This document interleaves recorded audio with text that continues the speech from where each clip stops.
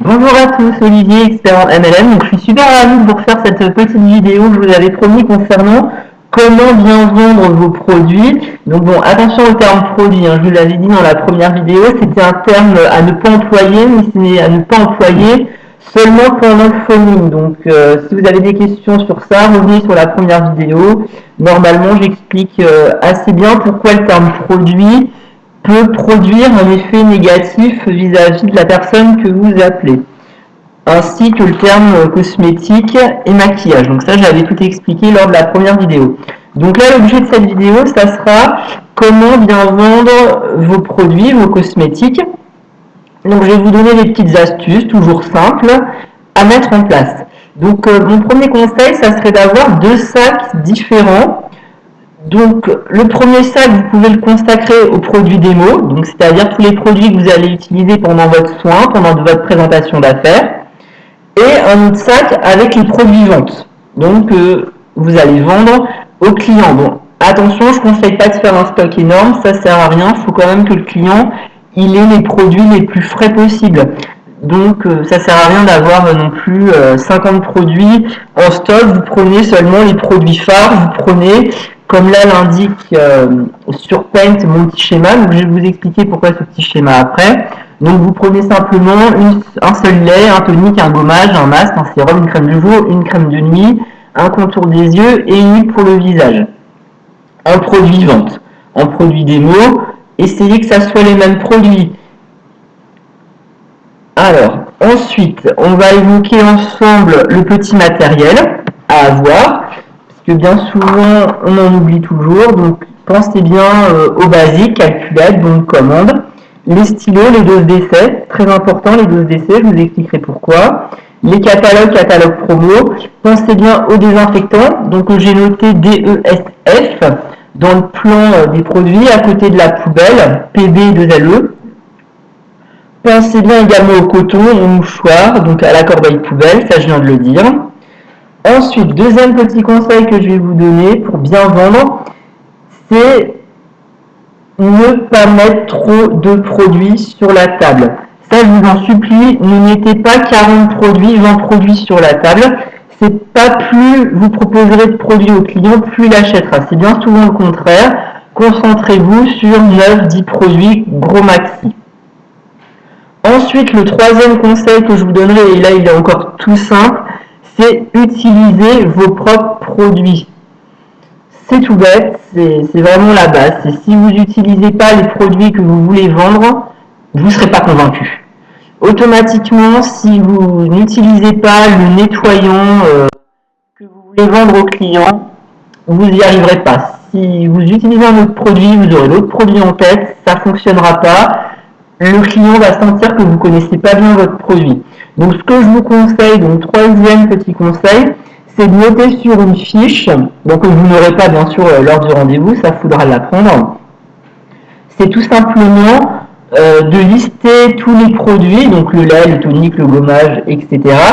et mettre à côté 2 principes actifs du produit, avec la définition. Qu'est-ce que ça apporte au client en termes de résultats? Par exemple, je donne un exemple tout bête, le sérum, vous allez mettre sérum sur votre fiche, petit trait, premier principe actif, l'acide hyaluronique.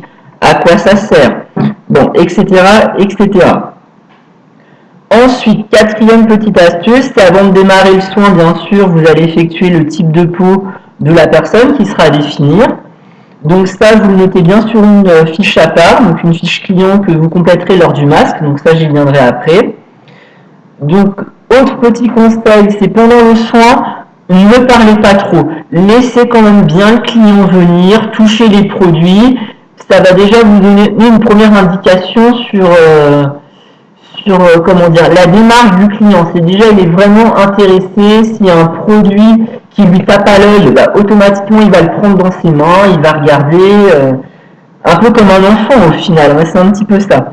Donc, pour l'instant, ne parlez pas trop. Posez les bonnes questions. Première question qu'il faut poser au client, c'est qu'est-ce qu'il utilise déjà comme produit? Ça se trouve, il va vous dire j'utilise rien du tout. Donc là, je dirais c'est quand même la bonne réponse pour vous en termes de vente parce que bah, le client part de zéro. Donc en fin de compte, vous allez vraiment jouer votre côté professionnel, c'est vous qui allez vraiment tout lui apprendre, donc ça c'est super pour vous. Si en l'occurrence il vous dit j'utilise déjà une crème de jour ou une crème de nuit, parfait, c'est aussi positif, ça veut dire qu'il utilise déjà des produits, vous allez pouvoir lui en conseiller, il est habitué. Donc ça c'est super. Donc là je vais revenir à la fiche client pendant le masque. Donc qu'est-ce que la fiche client pendant le masque? C'est tout simplement pendant que le masque va poser, c'est en fait le moment clé pour vous. C'est là où toutes les stratégies vont se mettre en place. Parce que le masque, en général, la pause, ça dure 10-15 minutes. Donc ces 10-15 minutes vont être consacrées à, premièrement, les cartons d'invitation. Donc comme j'avais expliqué dans la première vidéo, vous allez donner 2-3 cartons, pas plus, au client pour qu'il invite ses amis. Ensuite, pendant ces 10-15 minutes, vous allez faire votre fiche client. La fiche client, c'est quoi? C'est tout simplement le nom, le prénom, l'adresse du client, son type de peau, les évolutions qu'il y a eu lors de vos différents entretiens. Par exemple, s'il avait une peau sèche, et ben peut-être que dans 3 mois, grâce à vos conseils et les produits qu'il aura achetés, il aura une peau moins sèche. Donc ça, il faudra bien le noter. La fiche client, elle comporte également tous les soins que vous aurez fait au client, les produits que vous aurez utilisés. Donc ça, c'est très important. Comme ça vous fait vraiment un vrai suivi. Et c'est aussi une 3e colonne avec les produits qu'il aura achetés. Et enfin, une 4e et dernière colonne avec les doses d'essai que vous lui aurez données. Ça, c'est super important. Toujours qu'il y ait bien un bon suivi. Martin, vous lui avez donné un échantillon pour le contour des yeux, par exemple, 3 mois après, ou même, c'est même mieux, 1 mois après, vous lui téléphonez, vous lui dites, Martin, alors, ce contour des yeux, est-ce que ça t'a convenu? Est-ce qu'il y a eu du résultat?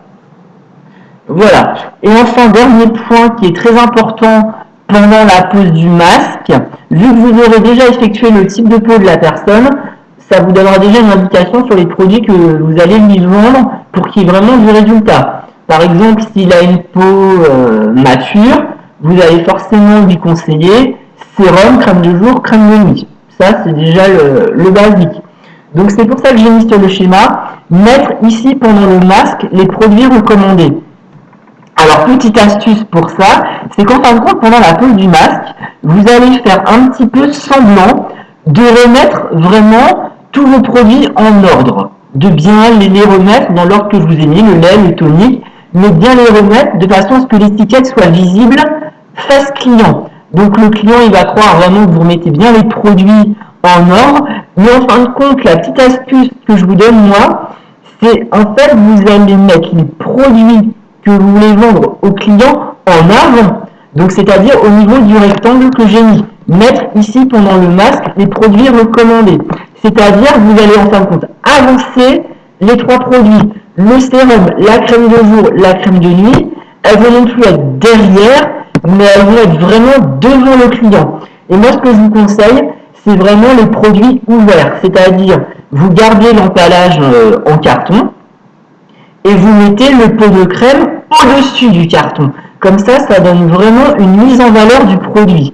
Ainsi, la cliente elle verra vraiment en premier les produits que vous allez lui recommander. Donc, ils seront plus proches de sa main. Donc, elle les aura vraiment plus en contact. Donc, ça sera plus facile pour vous de vendre. Ensuite, la dernière astuce que je vais vous donner, c'est tout simplement pour vendre les 3 produits que vous aurez mis en avant. C'est dire, Martin, pendant mon diagnostic de type de peau, je t'avais dit que tu avais une peau mature. Donc moi, par rapport à ton type de peau, je te conseille sérum, crème de jour, crème de nuit, tout en récapitulant bien pour chaque produit les 2 principes actifs majeurs du produit. Par exemple, premier scénario, Martin, pendant ton diagnostic de peau, on a vu ensemble que tu as une peau mature. Je te conseille le sérum à l'acide hyaluronique, la crème de jour à l'aloe vera, la crème de nuit à l'aloe vera. Et ça te fera autant. Tout de suite, vous annoncez le prix.